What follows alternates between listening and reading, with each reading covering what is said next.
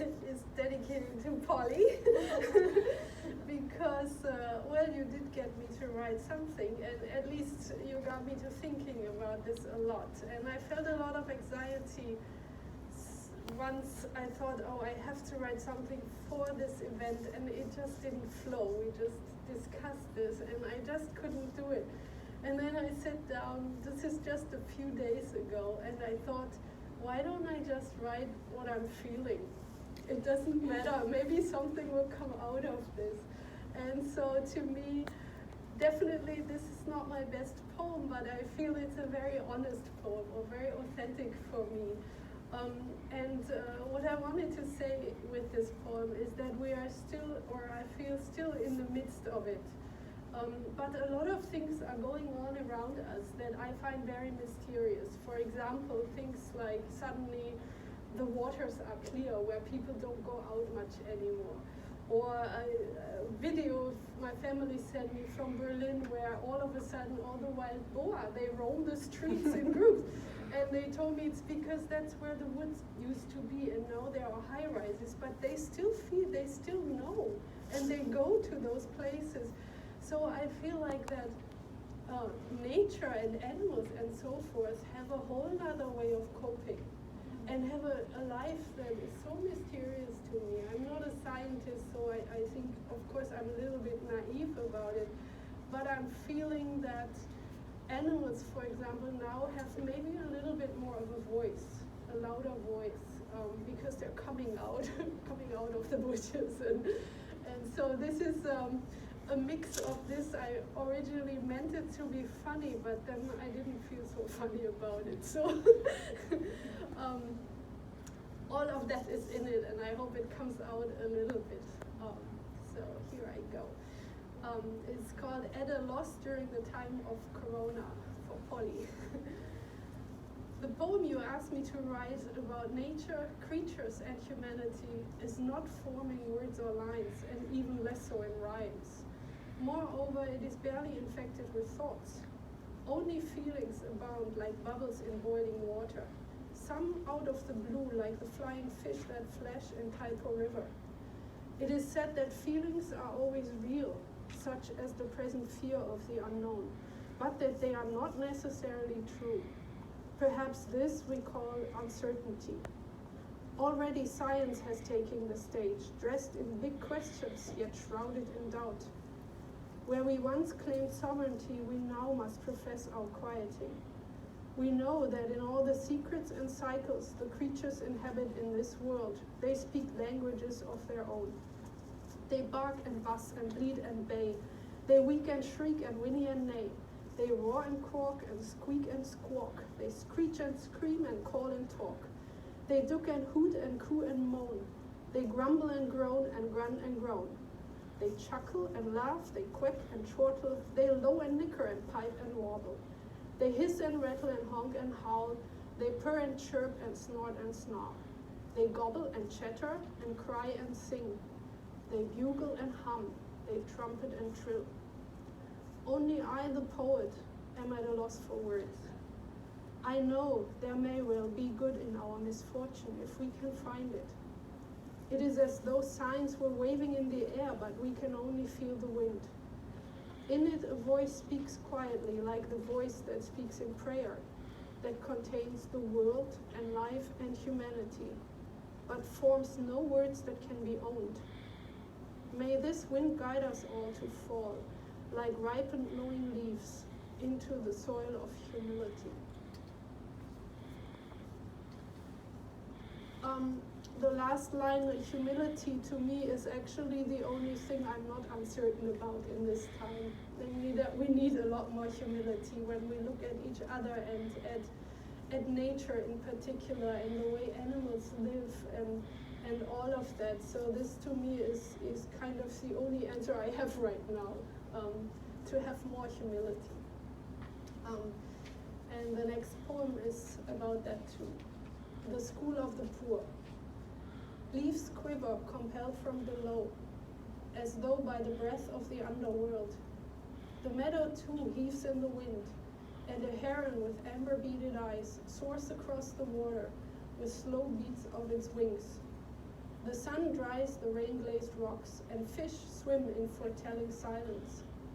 We sit at the southern tip of the island and watch life take its course. Suddenly, a cloud of white sand arises, swirls weightlessly in the air.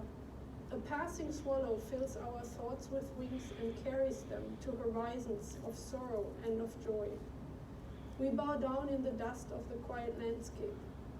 The school of the poor is in the heart, they say, and here we sit at its desk again, learning as though we had a say to let things come and go. The next one again is about the mystery of animal life and my feeling that they know something that we don't know. We call it instinct, but maybe it's wisdom. It's called In the Breath of God. White cranes widen their wings and slowly soar above the water. Light breeze rises and ruffles the sea. Trees rustle and wake their leaves.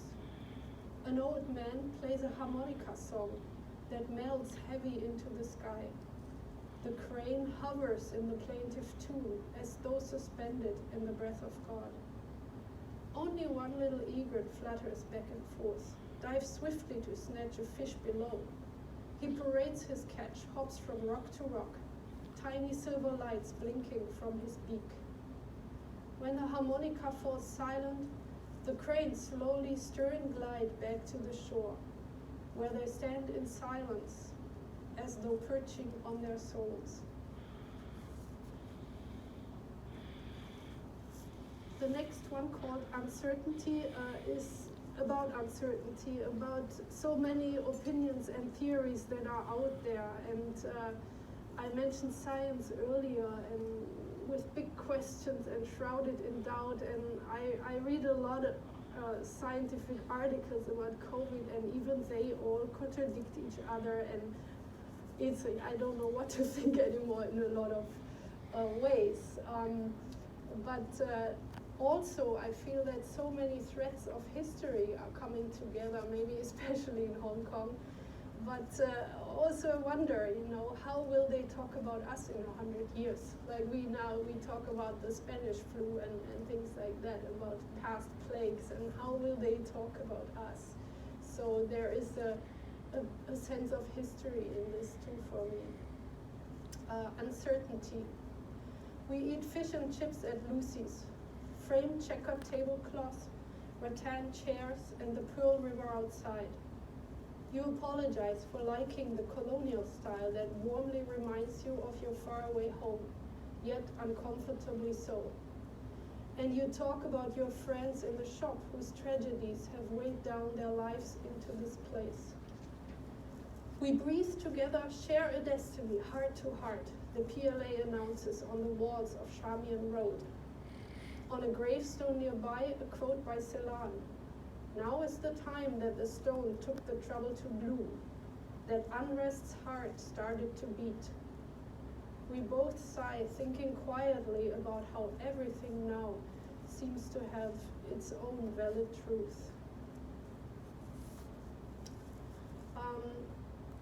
And the last one to me is the most important one. It's really the essence of my feeling.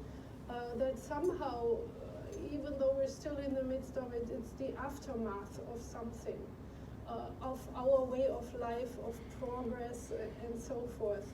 And I think we can all see that, but we don't have an answer, because this is our life. Something has to change. So this is called All the Ruins We Have Made. I have heard the songs of the ocean waters, splashing, rolling, spraying, and warring, and the stillness of a windless day. I saw the depths of the sea in all its blues, and the foam frolicking on the sand. It is my favorite place. I relied on its life to reflect my storms when I had no words or tears, and I relied on its quiet days too, when it held up its mirror to heaven, and silver linings doubled for me on the sea. True, at times the waves seemed tired of the wind, and they even seemed to resent the moon's gravity. But in the end, they did what they were designed to do, to be in their element, weather storm after storm, and break the silence of the wind. It's what I have to do too. But tonight I visited the ocean in the dark. The receding water had left its mark on the rocks. Dead fish, plastic cups, broken twigs, and debris of all sorts. This too is like life. When darkness surrounds us and the future is unknown, we finally see all the ruins we have made. Thank you.